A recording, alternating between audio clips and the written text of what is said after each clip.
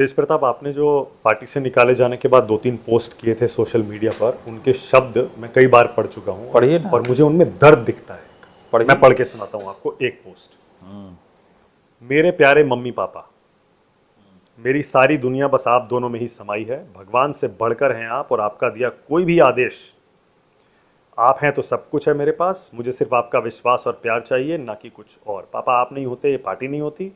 मेरे साथ राजनीति करने वाले कुछ जयचंद जैसे लालची लोग। बस मम्मी पापा आप दोनों स्वस्थ और खुश रहें ये हमेशा। तो सही बात है।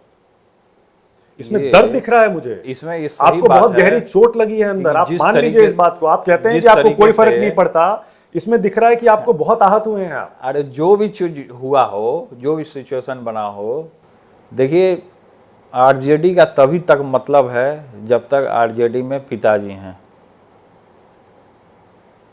पिताजी नहीं तो ये लालटेन नहीं, फिर लालटेन का कोई मतलब नहीं। पिताजी हैं तब लालटेन का मतलब है, आरजेडी का मतलब है, समझे। इसलिए पिताजी के स्वास्थ्य के लिए हम ये आपके चैनल के माध्यम से कहना चाहते हैं कि भगवान से कामना करते हैं कि उनको लंबी आयु हो, हमारी आयु उनको लगे, स्वस्थ रहें।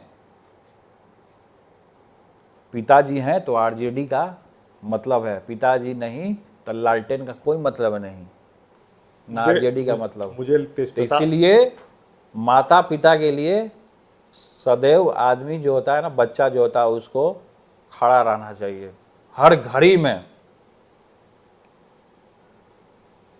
मुझे अभी भी समझ में नहीं आता, आपको अगर पार्टी से निकालना था पार्टी से निकाल देते, परिवार से क्यों निकाला गया? पार्टी से निकाल सकते थे ना, परिवार से निकालने का क्या मतलब? गोल्डन चांस मिल गया ना, सब जगह से निकाल के हमको गोल्डन चांस मिल गया। जनता के बीच में अब जनता ही मेरा परिवार है, जनता ही मेरा परिवार है। सादा जीवन उच्च विचार।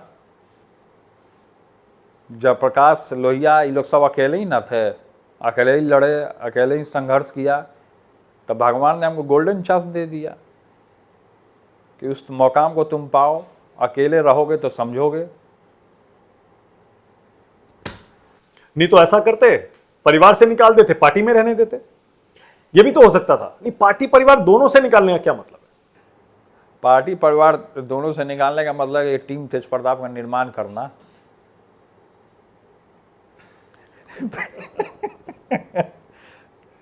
तेज प्रताप, आपकी ये बात मुझे बहुत अच्छी लगती है कि आपको बड़ी बड़ी चीजें भी प्रभावित नहीं करती हैं, आप विचलित नहीं होते हैं। हम विचलित क्यों हों? हम वृंदावन मथुरा जाने वाले लोग हैं। भगवान कृष्ण गीता लेकर के डेली पढ़ते हैं, हजारों किताबें हमारे पास हैं, तो हम विचलित क्यों हों? माया हमको नहीं पकड़ सकता है और कोई हमको बांध नहीं सकता है। माया जो होता है ना, बहुत आदमी को विचलित करती है। माया माया घेरने का काम करती है, लेकिन माया हमको नहीं घेर सकता। माँ बाप माया नहीं है ना, लेकिन माँ अरे बाप और परिवार। बे महाराज, आप बातें नहीं समझे। आप मैं दूसरी बात कह रहा माँ हूं। बाप का स्थान कहीं और है। आप बोले कि विचलित नहीं होते हैं, तो विचलित का होने का ये मतलब है कि माया हमको नहीं घेर सकती माँ है बाप ना। अगर परिवार छूट जाए तो आदमी तो डर जाता है, विचलित होता है, दुखी होता है, तो आहत हम होता क्यों है। दुखी हों? हम क्यों विचलित हों? हम दुखी होंगे, अगर विचलित होंगे तो फिर हमारे माँ बाप सोचेंगे कि विचलित हो रहा है, हम यही संस्कार देंगे कि विचलित हो रहा है, डर रहा है। वो चीज नहीं होना है ना। माँ ने कहा था ये बात? सब लोग कहते हैं हमेशा संस्कार दिए, जब जा संस्कार रहे में थे, बोला गया। जब सामान शिफ्ट कर रहे थे, माँ ने कहा था डरना मत, अकेले लड़ना, कहा था? तो हमेशा लोग शुरू से कहता है। पिताजी ने क्या कहा था? पिताजी का तो आशीर्वाद रहता है। पिताजी के सामने हमारा बोलने का हैसियत है। पिताजी के सामने आज भी हम पैर पे पैर नहीं चढ़ाते हैं। जैसे जयचंद वहाँ बैठता है हमारे पिताजी के पास, तो ऐसे पैर पे पैर चढ़ा के बैठता है।